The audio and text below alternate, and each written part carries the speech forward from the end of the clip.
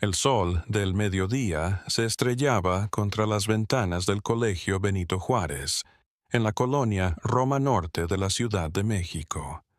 Era marzo de 2019 y mientras cientos de niños corrían al patio para su descanso, sus gritos resonaban en el aire caliente y sucio de la capital.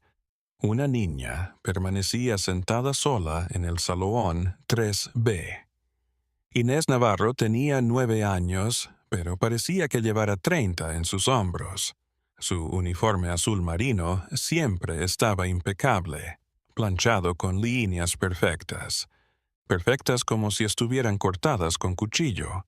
Su cabello negro, trenzado en 2 trenzas tan apretadas que estiraban su piel. Nunca llevaba un cabello fuera de lugar, pero lo más inquietante eran sus ojos. 2 pozos oscuros que parecían mirar hacia la nada con una intensidad poco natural para una niña de su edad. La maestra Patricia Hernández miraba desde el pasillo, su corazón apretándose como lo había hecho cada día durante los últimos 6 meses. Inés nunca iba al recreo, nunca, y cuando Patricia le preguntaba por qué, la respuesta era siempre la misma voz monótona que congelaba la sangre. Mi mamá dice que el recreo es para indisciplinados. Yo debo de estudiar. Patricia había sido maestra durante 22 años. Había visto de todo en las escuelas públicas de la Ciudad de México. Niños hambrientos, niños golpeados, niños abandonados. Pero algo en Inés Navarro era diferente. Algo que no podía identificar, pero que lo perseguía en sus sueños. Aquel día, Patricia se sentó al lado de Inés en la recreo. ¿Quieres jugar un rato, Inés? Aunque sea 5 minutos. La niña alzó la vista de su cuaderno de mates. Sus movimientos eran robóticos, como los de una marioneta. No puedo, maestra. Debo de acabar estos 50 ejercicios antes de que acabe el recreo, o mi mamá. Su voz se rompió por una fracción de segundo. Mi mamá revisará mi tarea. Tu madre te revisa la tarea todos los días. Todos los días. Cada noche. Cada página. Cada número. Cada letra. Inés volvió a su cuaderno, los dedos manchados de tinta azul temblando. Si me equivoco, ella me muestra el camino. Algo en la manera en que dijo enseña hizo que Patricia sintiera un escalofrío por su espalda, a pesar del calor sofocante del salón. En el patio, los gritos de los niños se mezclaban con el ruido del tráfico de Avenida Insurgentes. La vida seguía igual de ruidosa y caótica que siempre en esta ciudad de 9 millones de habitantes. Pero, en el aula 3B, el silencio era tan pesado que parecía sólido. Patricia observó algo que nunca había visto antes. En el brazo izquierdo de Inés, donde finalizaba la manga corta del uniforme, había una marca redonda, pequeña, pero demasiado perfecta, como si alguien le hubiera apretado algo caliente en la piel. Inés, ¿qué tienes en el brazo? La niña se tapó la marca de inmediato, sus ojos abriéndose con algo cercano al horror. Nada, maestra. Me quemé cocinando. Yo estaba ayudando a mi mamá. Cocinas a tu edad. Mi mamá dice que una mujer debe de saber hacer todo. Cocinar, limpiar, lavar, planchar, todo a la perfección, siempre perfecto. Su voz sonaba ensayada, como si estuviera leyendo un libreto. Ella me regaña porque me quiere mejor que a las otras niñas. Algo se movió en el estómago de Patricia. Algo me inquietó en la manera en que Inés se refería a su madre, como si se tratara de un general militar y no de una madre. El timbre sonó, anunciando el final del recreo. Los niños regresaron al aula. Como una ola ruidosa, sus rostros enrojecidos por el sol y la emoción. Pero al pasar por el pupitre de Inés, algo ocurrió. El ruido se apagó. Los niños la observaban con curiosidad y algo más, miedo tal vez, o la conciencia de que Inés Navarro era diferente, de que algo la acechaba como una sombra viviente. «Buenos días, Inés», dijo Sofía Ramos, una niña de mejillas rosadas que siempre intentaba ser amable con todos. Inés no, respondió sin alzar la vista de su cuaderno. «Te traje un dulce del puesto de afuera», insistió Sofía, alargando un tamarindo enchilado. «Mi favorito. Creí que no podía comer dulces».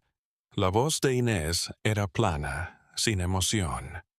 «Mi mamá dice que el azúcar pudre el cerebro y los dientes. Dice que es para flojos». Sofía se apartó, confundida, ligeramente herida. Patricia miró la escena con creciente alarma. Aquella tarde, tras la que todos, las alumnas se habían ido, Patricia revisó el historial de Inés en la oficina de la directora. Lo que descubrió la dejó sin aliento. Inés Navarro había sido una alumna regular en primero y segundo año. Sus notas eran buenas, pero no sobresalientes. Iba a clases, tenía amigas, iba a las excursiones del colegio. Pero algo había cambiado la noche de hace exactamente 6 meses, al comienzo de su tercer año. Sus notas eran perfectas, 100 en cada examen, en cada tarea, en cada proyecto. Pero las palabras de los antiguos profesores dibujaban un retrato inquietante. Inés ya no habla con sus compañeros, se niega a jugar, está siempre asustada. Y algo más, una nota de la enfermera escolar de hace 3 meses. Inés Navarro llegó con moretones en los brazos. Cuando le preguntaron, dijo que se había caído por las escaleras en casa. Recomiendo seguimiento. Pero no había habido seguimiento. El sistema estaba saturado, como siempre. Miles de niños, escasos recursos y demasiados. Casos que se perdían en las rendijas. Patricia cerró el archivo con manos temblorosas. Sabía lo que debía hacer, pero también sabía lo que arriesgaba. En México, meterse en asuntos de familia era arriesgado. Las familias guardaban sus secretos celosamente, y el sistema de protección infantil era, en el mejor de los casos, ineficaz y, en el peor, cómplice del abuso. Aquella noche, Patricia no pudo conciliar el sueño. Seguía viendo los ojos de Inés, vacíos y antiguos, observándola desde la oscuridad de su habitación. Al día siguiente, Patricia llegó temprano a la escuela y fue directamente al aula para hablar con la mamá de Inés, pero al entrar vio algo que la dejó sin aliento. En la pizarra, con letra de niño, pero sorprendentemente exacta, había un mensaje. «Ayúdenme. Ella no me deja en paz. Pero si hablo, dice que me va a llevar a un lugar donde nunca voy a volver a ver la luz». Estaba escrito con tiza blanca, pero algunas líneas parecían trazadas con dedos temblorosos. Y al lado, un dibujo sencillo, pero aterrador. Una mujer alta de ojos negros sosteniendo una vara en una mano y lo que parecía un encendedor en la otra. La sangre de Patricia se heló. Sacó su celular y le tomó una foto al pizarrón justo cuando escuchó pasos en el pasillo. Era Inés, siempre temprano, su mochila colgada de sus pequeños hombros. Al leer el mensaje en la pizarra, el rostro de la niña se puso blanco como la tiza. Sus labios se movieron, pero no se escuchó nada, y por un instante Patricia pensó que iba a desmayarse. Entonces Inés, con ademanes desesperados, corrió al pizarrón y borró el mensaje. Sus manos moviéndose tan rápido que parecían borronearse. No, no, no, decía, borrando. Ella lo va a saber. Siempre lo sabe.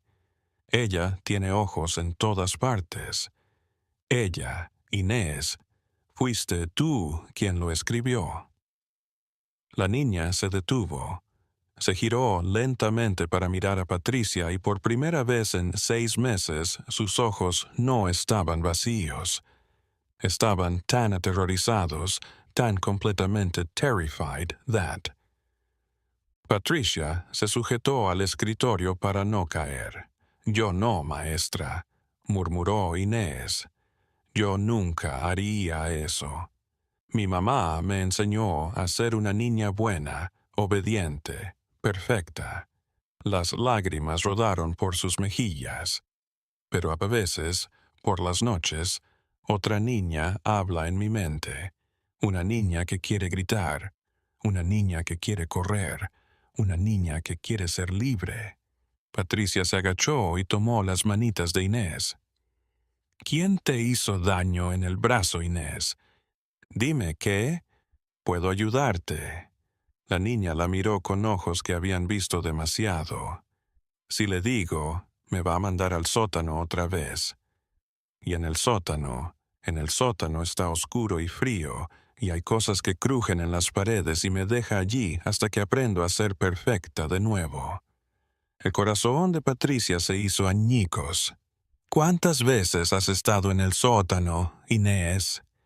17 veces este mes, respondió la niña con su voz plana. Pero está bien. Mi mamá dice que es por mí. Bueno, que todas las mamás consienten a sus hijas de esa manera. Que soy afortunada porque ella me enseña. Patricia se mareó. Esto no era disciplina. Esto era tortura sistemática disfrazada de amor de madre. Inés, escúchame. Lo que tu mamá te hace no es normal, no es amor. Tú mereces ser libre. Mereces jugar en el recreo como los demás niños. Mereces. La puerta del salón se abrió de golpe. Una mujer alta entró. Su presencia llenó la habitación como una sombra, creciente. Llevaba el pelo negro recogido en un moño tan tirante que parecía dolerle, y sus ojos, negros como los de Inés, estaban cargados de una frialdad que cortaba como cuchillos.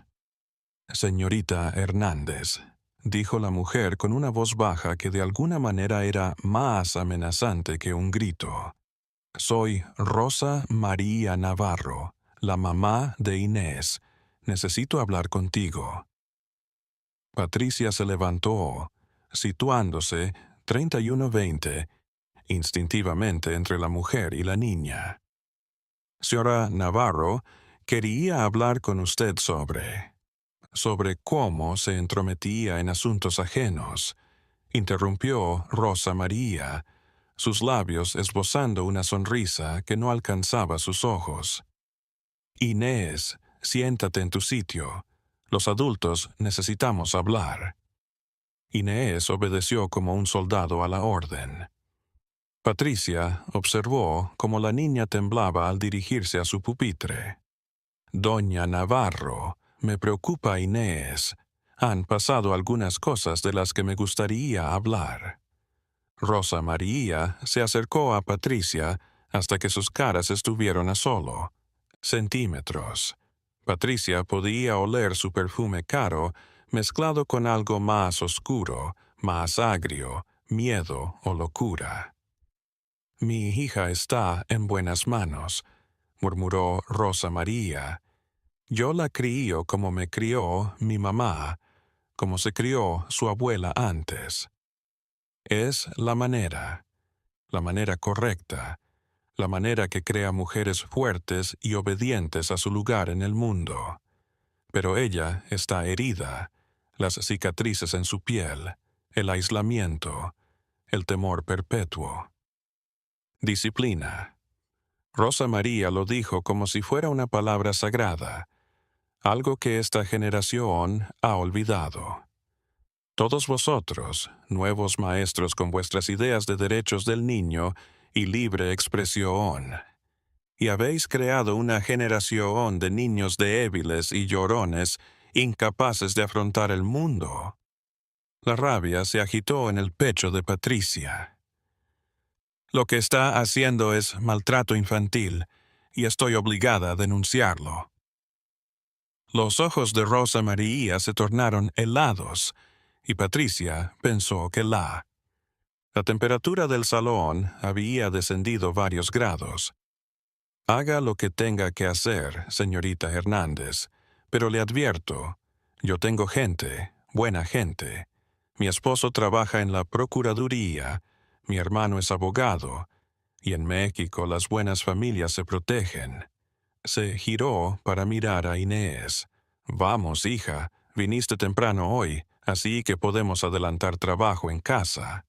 Inés se puso en pie mecánicamente, pero antes de irse volvió la vista hacia Patricia.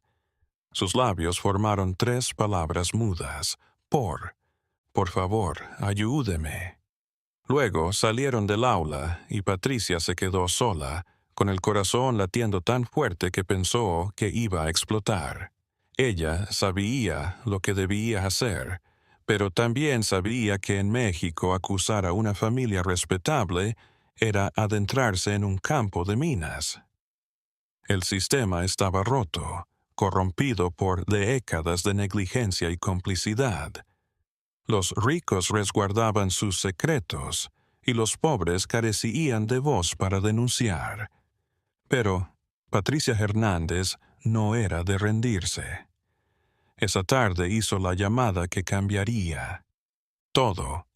La casa de los Navarros se encontraba en la colonia del Valle, una de las zonas más ricas al sur de la Ciudad de México. Era una casa de 2 pisos con fachada de cantera rosa, rejas de hierro forjado y un jardín bien cuidado donde crecían bugambillas fucsias. Desde fuera era la imagen de una familia feliz y exitosa, pero las apariencias en México son tan engañosas como un espejismo en el desierto. En el interior, la casa era un santuario de obsesiva perfección.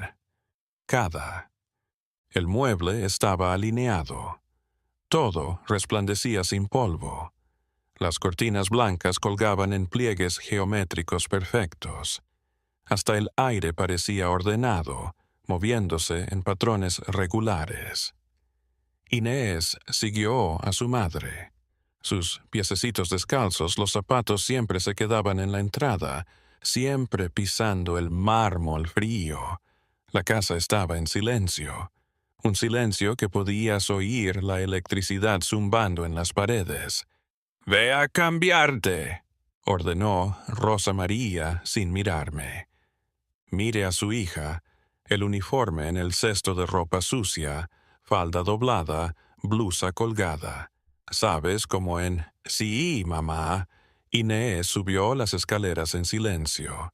Su habitación era como una celda de prisión disfrazada de habitación infantil. Una cama individual con sábanas blancas impecables, un escritorio vacío excepto por lápices alineados por tamaño y paredes desnudas, sin carteles, sin juguetes, sin color, solo blanco y más blanco. Mientras se cambiaba, Inés escuchó a su madre al teléfono. Teléfono abajo.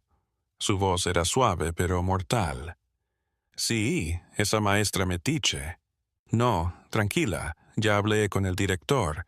¿Sabes que mi primo trabaja en el DIF, no? Ya está controlado. Estas jovencitas maestras se creen que saben más que las mamás. Sí, como cuando mi mamá me regañaba». Inés se sentó en su cama, sus manos temblando. Por un instante, solo por un instante, cerró los ojos y visualizó correr libremente en el patio de la escuela, sentir el sol en su rostro. Miedo, reír sin tener que controlar cada sonido. Pero entonces recordó el sótano, y el recuerdo fue suficiente para borrar cualquier idea de libertad. El sótano de la casa Navarro no estaba en los mapas. Rosa María lo había hecho construir en secreto, pagando en efectivo a los obreros para que no quedara rastro. Era una habitación de 3 por 3 sin ventanas, con paredes de concreto que no dejaban entrar sonido. Había un colchón delgado en el suelo, un cubo en la esquina y nada más. Rosa. María le decía al sótano cuarto de reflexión.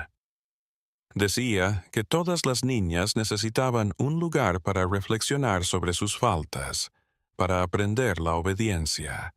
La primera vez que Inés había sido mandada al sótano fue hace 6 meses, por sacar 98 en el examen de matemáticas en vez de 100.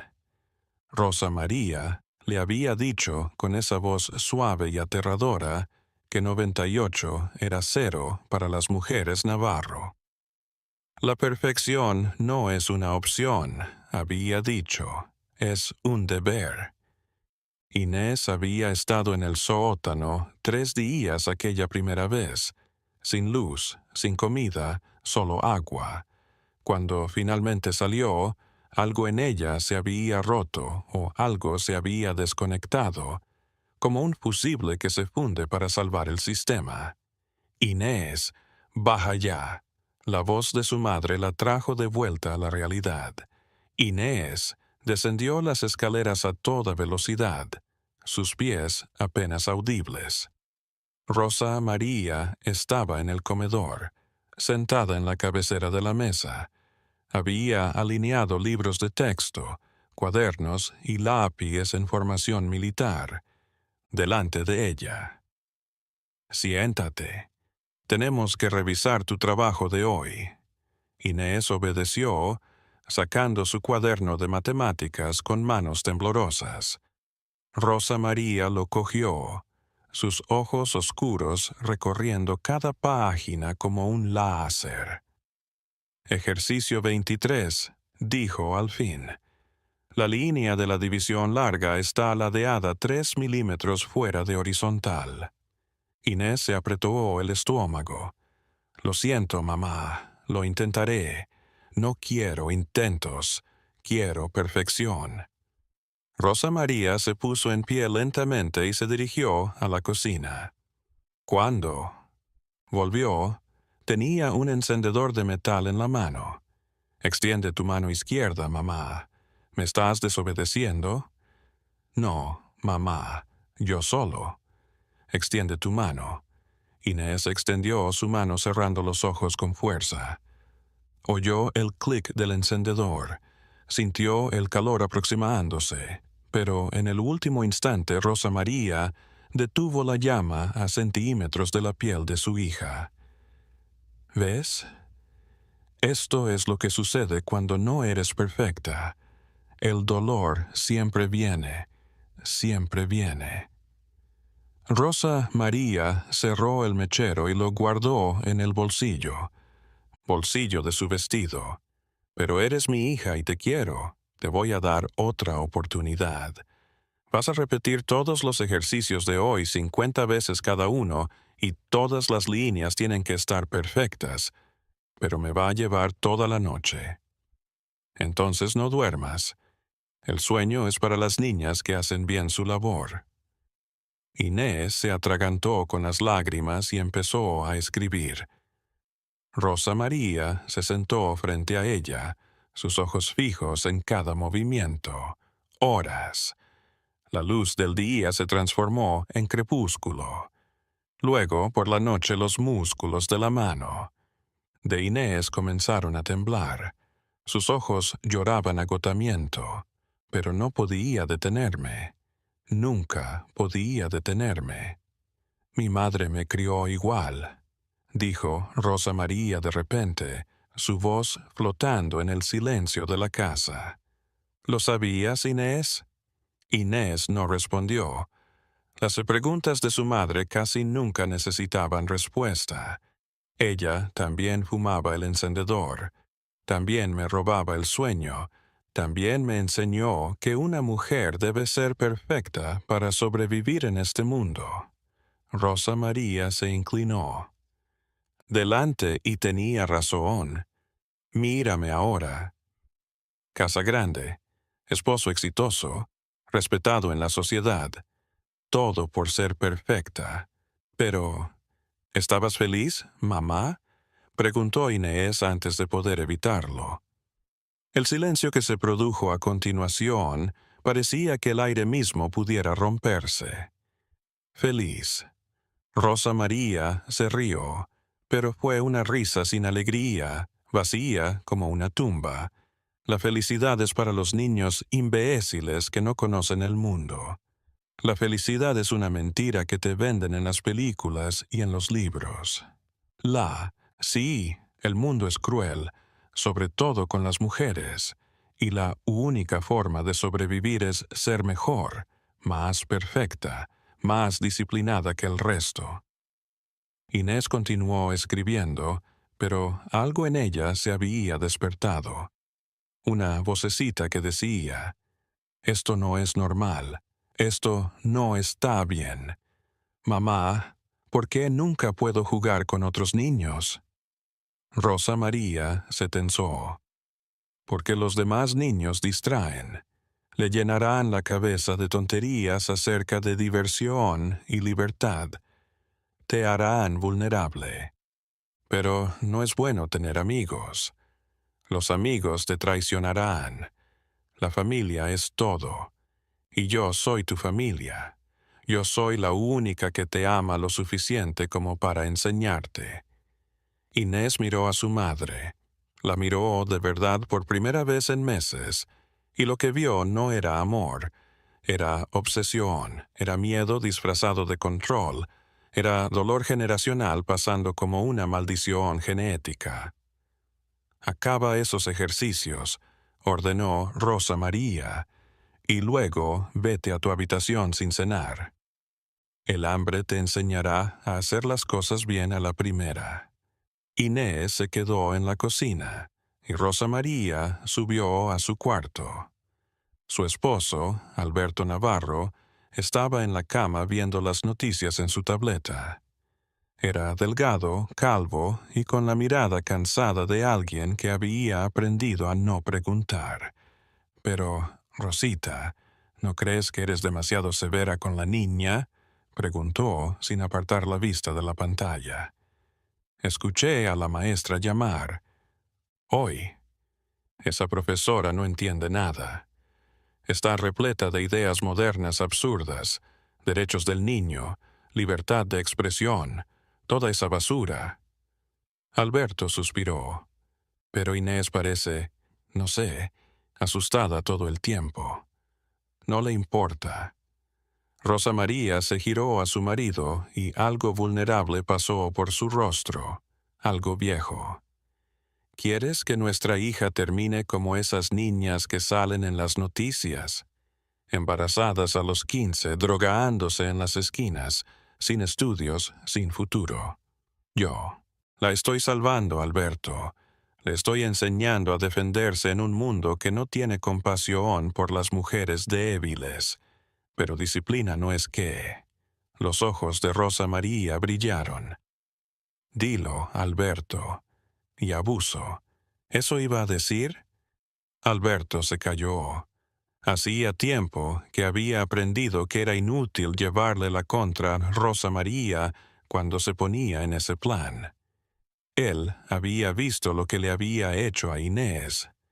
Había oído los ruidos del sótano en las noches, pero se comentaba que, sí, Rosa María sabía lo que hacía. Ella había sido criada igual y había salido bien. Pero en su corazón cobarde, Alberto Navarro conocía la verdad. Su esposa no había dado a luz. Rosa María era un producto destrozado de años de abuso enmascarados como tradición, y ahora los estaba repitiendo con su propia hija. Pero Alberto no actuaba porque actuar exigiría valentía, y hacía tiempo que había perdido el suyo, enterrado bajo décadas de complacencia y temor.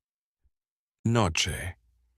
Mientras Inés se arrastraba hasta su cama después de su entrenamiento de las 2 de la mañana, miró por la ventana de su habitación hacia las luces de la ciudad. Millones de personas viviendo sus vidas allá afuera. Unos contentos, otros tristes, todos libres. Y por primera vez, Inés Navarro decidió. Era una elección pequeña, un susurro en la noche de su mente, pero era suya y solo suya. Voy a ser libre, pensó. No sé cómo, no sé cuándo, pero voy a ser libre. Abajo, Rosa María tampoco podía conciliar el sueño. Estaba sentada en la cocina oscura. El encendedor de metal, girando entre sus dedos, le recordaba a su propia infancia. Los azotes, las quemaduras, las noches en el sótano de la casa de su madre.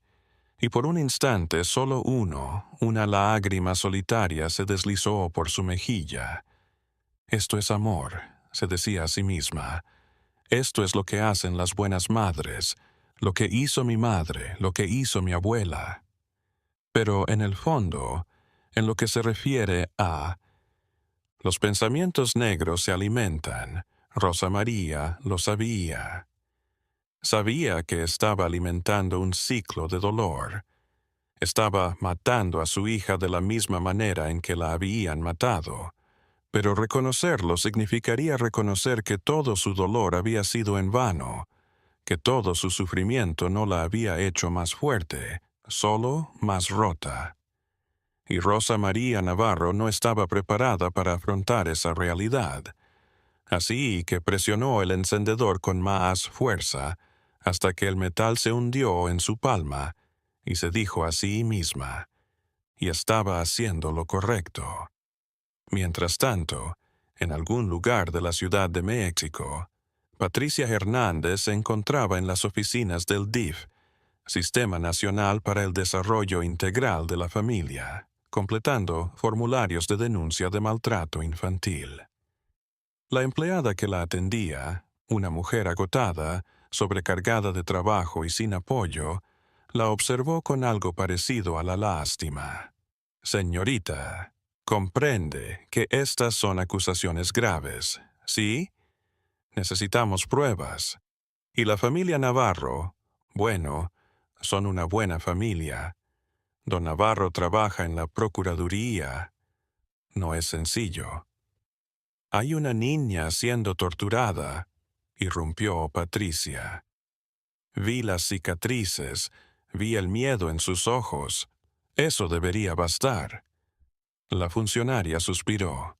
En un mundo perfecto, sí, pero este no es un mundo perfecto, señorita. Esto es México.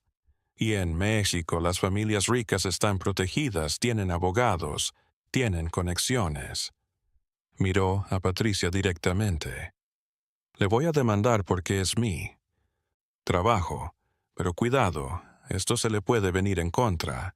Puede perder el trabajo, puede ir a juicio y esa niña puede terminar peor de lo que está. Patricia se tragó el nudo en la garganta, pero no retrocedió. Pues tendré que asegurarme de que no termine peor. Tendré que luchar más. La funcionaria la miró un instante más, luego asintió lentamente. Ojalá hubiera más gente como usted, dijo, tomando los formularios. Tramitaré esto mañana por la mañana.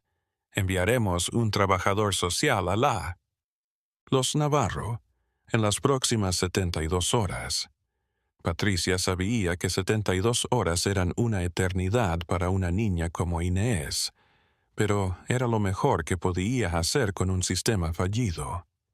Mientras conducía de regreso a su apartamento esa noche, Patricia no sabía que ya había desencadenado una serie de eventos que cambiarían la vida de todos los involucrados y que las siguientes semanas traerían horrores que no podía imaginar. El trabajador social llegó a la residencia de los Navarro llegaron un jueves por la tarde. 3 días después de que Patricia presentara su denuncia.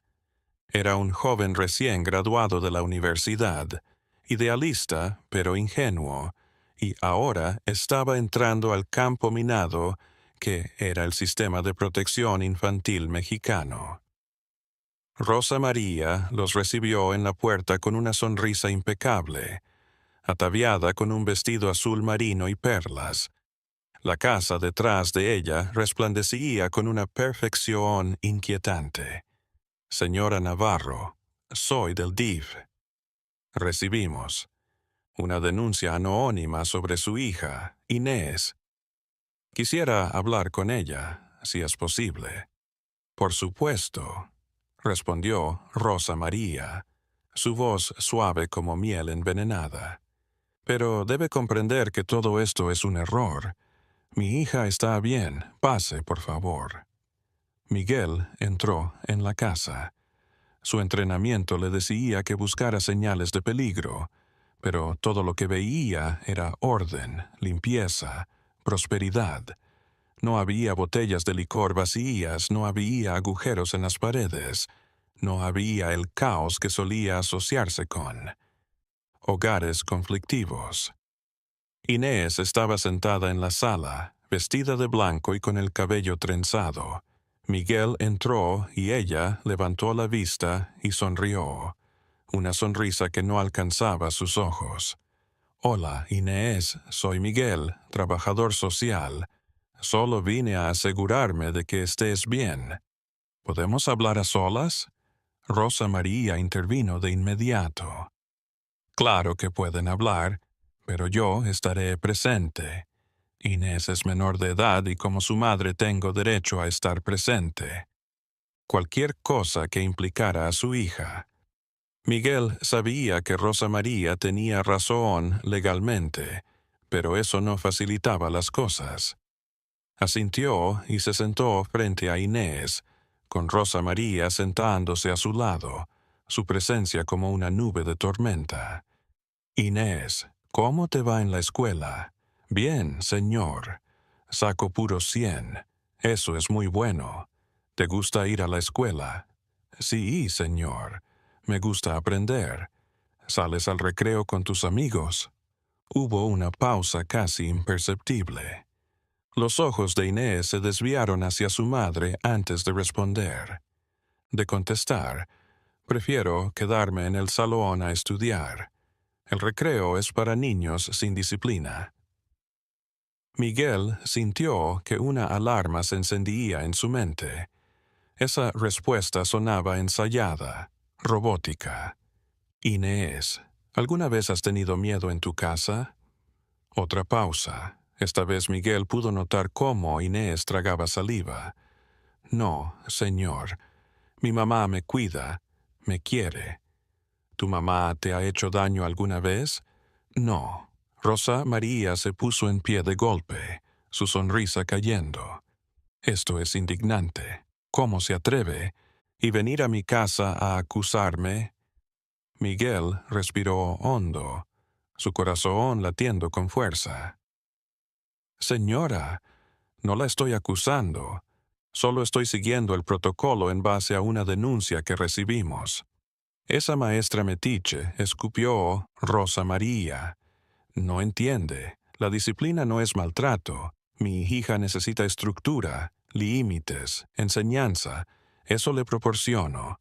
Puedo ver eso, señora, pero me gustaría revisar físicamente a Inés solo para documentar que todo está bien. Rosa María se tensó. Eso no va a ser necesario. Mi hija no tiene marcas, no tiene moretones, está sana. Aún así, es protocolo. Le mostraré la puerta, señor Soto. La voz de Rosa María era hielo. Y le recomiendo que hable con mi esposo en la Procuraduría antes de seguir perdiendo el tiempo en esta payasada. Las buenas familias mexicanas no merecen ser acosadas por burócratas con complejo de Salvador. Miguel supo que había perdido la batalla sin marcas visibles, sin cooperación de la madre. Sus manos estaban casadas legalmente. No podía obligarla a un examen médico sin una orden judicial, y conseguir una orden judicial contra una familia como los Navarro era prácticamente imposible. Abandonó la casa con el estómago revuelto, consciente de haber fracasado, pero sin saber qué más hacer. Esa noche, Inés pagó el precio. Rosa María la arrastró al sótano, sus uñas clavándose en la piel de la niña. ¿Le dijiste algo a esa maestra? ¿Le mostraste tus brazos? No, mamá, te lo juro, no dije nada. Alguien habló, y si no, fuiste tú. Entonces alguien te vio, lo que significa que no fuiste lo suficientemente cuidadosa. Rosa María empujó a Inés por las escaleras al sótano. Una semana. Te quedarás aquí una semana para que aprendas a ser más discreta. Mamá, tengo exámenes en la escuela. Entonces tendrás que estudiar aquí abajo en la oscuridad. Tal vez te ayude a concentrarte. La puerta del sótano se cerró con un clic. Rosa María deslizó el candado y escuchó sus pasos alejándose. Se alejó escaleras arriba. La oscuridad era total. Inés se acurrucó en el colchón delgado, sus brazos abrazando sus rodillas. Podía oír ruidos en las paredes, cucarachas, ratas, o tal vez solo su imaginación jugándole una mala pasada. Pero algo dentro de Inés estaba cambiando. La pequeña voz que había susurrado sobre libertad estaba gritando. La rabia, reprimida durante meses de abuso, estaba hirviendo bajo su miedo. No voy a morir aquí, pensó. No voy a dejar que ella gane. Arriba, Rosa María estaba en su habitación, el encendedor de nuevo en su mano, pero esta vez encendiéndolo y presionando la llama contra su propia palma, sosteniéndola hasta que su piel se ampolló. Esto es lo que hacía mi madre cuando me portaba mal, pensó. El dolor nos fortalece, el dolor nos educa, el dolor es amor. Pero las lágrimas que caían por sus mejillas contaban otra historia. Los días se arrastraron. Inés perdió la noción del tiempo en la oscuridad. Sótano. Rosa María bajaba una vez al día con agua y un trozo de pan. El silencio era peor que los gritos. En la escuela, Patricia notó la ausencia de Inés. Llamó inmediatamente a la casa, pero Rosa María le dijo que Inés tenía gripe y que estaría de vuelta en una semana. No se preocupe, señorita Hernández, mi hija está en buenas manos, dijo Rosa María, con esa voz suave que le heló la sangre. Patricia no le creyó ni por un segundo. Volvió a llamar al DIF, pero Miguel dijo que sin más pruebas no podía hacer nada. El sistema está roto, le dijo con rabia. Lo sé, pero tengo las manos atadas. Patricia se sintió desesperada. Sabía que Inés estaba sufriendo, pero ¿qué podía hacer? El sistema que debía proteger a los niños estaba fallando como había fallado a miles de niños mexicanos antes. Pero Patricia Hernández no era de rendirse. Esa noche hizo algo ilegal, pero moralmente necesario. Llamó a un amigo periodista que trabajaba para un periódico de investigación en la Ciudad de México. «Tengo una historia para ti», le dijo. Una historia sobre cómo el sistema abandona a los niños, sobre cómo los ricos pueden maltratar a sus hijos sin consecuencias. Sobre una niña llamada Inés Navarro. El periodista, Daniel Ruiz, escuchó. Había informado sobre casos de abuso infantil en México antes. Sabía que Patricia estaba arriesgando su carrera al hablar con él. «Necesito pruebas», dijo Daniel. «Fotos, papeles, declaraciones. Sin eso no puedo publicar nada. Tendré que encontrarlas. Patricia sabía que lo que estaba a punto de hacer podía costarle su trabajo, incluso su libertad, pero cuando pensaba en los ojos de Inés, en ese mensaje desesperado en la pizarra, no podía hacer otra cosa. La libertad a veces exige que la gente común haga cosas extraordinarias. Y Patricia estaba dispuesta a convertirse en algo más que una maestra ordinaria. Mientras tanto, en el sótano de los Navarro, Inés había descubierto algo en la oscuridad, un trozo de vidrio roto, probablemente de una botella vieja. Lo sostuvo en su mano, sintiendo sus bordes afilados. Por un instante consideró utilizarlo para poner fin a su tormento, pero luego pensó en todas las niñas que seguramente estaban pasando por lo mismo que ella, en todas las madres que perpetuaban ciclos de abuso, porque era lo que se hacía en todas las familias que ocultaban secretos oscuros tras fachadas impecables. Y tomó otra decisión. Voy a sobrevivir, pensó, y voy a decirle al mundo lo que sucede en esta casa. Voy a romper el ciclo por mí y por todas las niñas que vendrán después de mí. Ocultó el vidrio en su bolsillo, una pequeña arma de esperanza en la oscuridad. El séptimo día, Rosa María abrió la puerta del sótano. Inés emergió, pálida, delgada, temblando, pero con algo nuevo en sus ojos, algo que Rosa María no pudo identificar de inmediato. «Ve a bañarte y vístete», dijo Rosa María. «Mañana vuelves a la escuela y ni una palabra a nadie. ¿Entendiste?» «Sí, mamá». Pero Inés estaba mintiendo por primera vez en su vida, mintiendo a su madre, y algo se agitó dentro de ella, poder. Esa noche, mientras cenaban en silencio, Rosa María siempre hacía que las cenas fueran silenciosas para que reflexionaran. Inés miró a su padre. Alberto Navarro comía con la cabeza gacha, sin mirar a nadie. «Él lo sabe», pensó Inés.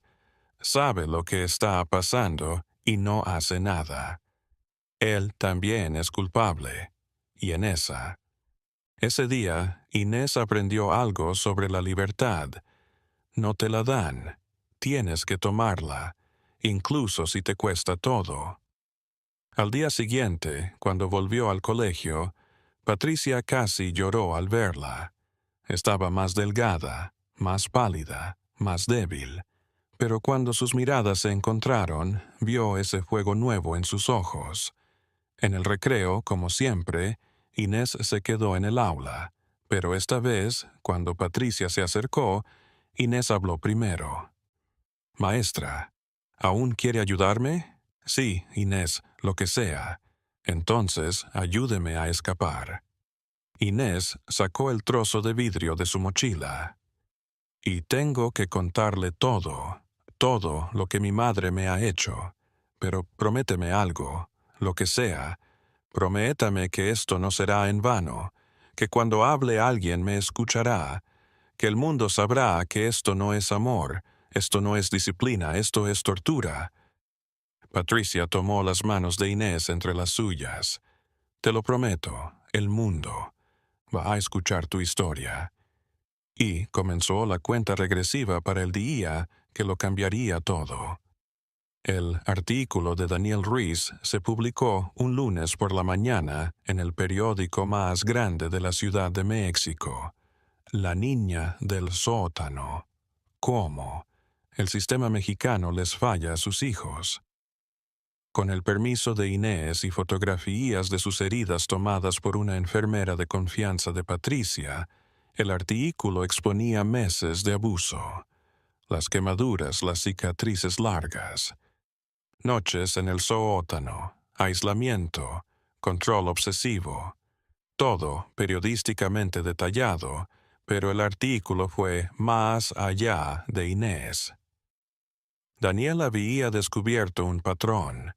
Decenas de casos similares en todo México, donde familias respetables abusaban de sus hijos bajo el disfraz de disciplina tradicional y cómo el sistema corrupto y sobrecargado hacía la vista gorda una y otra vez. La respuesta fue inmediata. Para las 9 de la mañana, las redes sociales mexicanas ardían con el hashtag Número Libertad para Inés. Al mediodía había manifestantes frente al DIF exigiendo cambios. Por la tarde, la Procuraduría emitió un comunicado prometiendo una investigación completa. Rosa María leyó la noticia en su teléfono esa mañana y su mundo se hizo añicos. Primero, sintió rabia.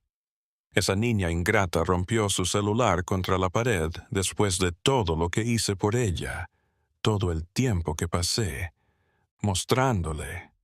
Alberto por primera vez en años encontró su voz. Rosita, tenemos que hacer algo. Necesitas ayuda. Esto no es normal. Nunca lo fue. ¿Y tú qué sabes de normal? Rosa María se volvió hacia él con ojos salvajes. Tú que te sentabas aquí todas las noches sin hacer nada. Tú que sabías y no decías nada. Lo sé. Las lágrimas corrían por las mejillas de Alberto.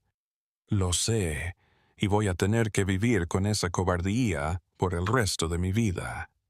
Pero, Rosita, todavía podemos hacer lo correcto. Podemos. Confesar, podemos ayudar, podemos.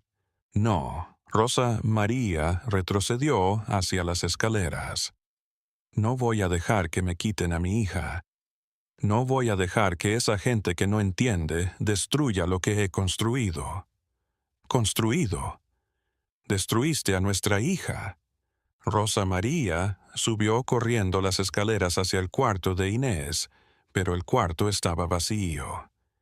Inés no había vuelto a casa de la escuela. Estaba bajo el cuidado del DIF, finalmente segura. La policía llegó 1 hora después. Arrestaron a Rosa María por abuso, infantil agravado y privación ilegal de la libertad, y las imágenes de ella siendo llevada esposada gritando sobre tradición y derechos de los padres se viralizaron en minutos. Alberto fue detenido también por complicidad, por no denunciar el abuso, y al ser llevado a la patrulla, miró por última vez su casa perfecta, sabiendo que jamás volvería a ser el mismo. El caso Navarro se convirtió en un caso nacional. Se abrió un debate en todo México sobre los límites de la disciplina y maltrato, sobre cómo el trauma generacional se transmite en nombre de la tradición, sobre cómo el silencio de los buenos puede ser tan dañino como los actos de los malos. Inés fue acogida primero en un hogar temporal, luego por una familia de acogida que le mostró por primera vez lo que era el amor verdadero. Amor sin dolor, sin condiciones, sin exigir perfección. El primer día que Inés salió al recreo en su nueva escuela, Patricia estaba allí. Vio a esa niña de 9 años correr bajo el sol, reír con otros niños, caerse y levantarse sin temor al castigo. Y cuando Inés se giró y la vio, corrió hacia ella y la abrazó. Gracias, maestra. Gracias por liberarme. Patricia abrazó a Inés fuertemente. Las lágrimas corrían por su rostro. No, Inés, tú te liberaste. Tú tuviste el coraje de hablar. Yo solo te di la voz. 6 meses después, Rosa María Navarro fue condenada a 12 años de prisión. En el juicio, algo increíble sucedió. 3 mujeres más. Aparecieron mujeres que habían sido criadas de la misma forma por sus propias madres hace generaciones y que habían permanecido calladas durante décadas. pero el coraje de Inés les dio voz. Una de ellas era la propia madre de Rosa María, ahora una anciana de 70 años, quien testificó entre lágrimas sobre cómo ella también había sido criada con violencia y cómo la había perpetuado con su hija porque pensaba que era amor duro. «Lo siento», dijo la anciana mirando a Rosa María en el banquillo de los acusados. «Perdóname, hija. Te rompí y tú rompiste a la tuya, pero espero que ahora este ciclo pueda detenerse». El juez, un hombre de mediana edad que también había sido maltratado de niño, escuchó todos los testimonios con lágrimas en los ojos. Este caso, dijo en su sentencia, no se trata solo de una madre y una hija. Se trata de una sociedad que ha normalizado el abuso bajo el pretexto de la tradición. Se trata de cómo el dolor se hereda, hasta que alguien dice basta. Una niña de 9 años, Inés Navarro, tuvo ese coraje. Rompió un ciclo que se repetía por generaciones, y ahora muchos otros niños pueden hablar sobre su dolor. La libertad no es solo política. La libertad comienza en casa con la posibilidad de crecer sin miedo, de cometer errores sin terror, de ser imperfecto y aún así ser amado. El caso inspiró cambios en la ley.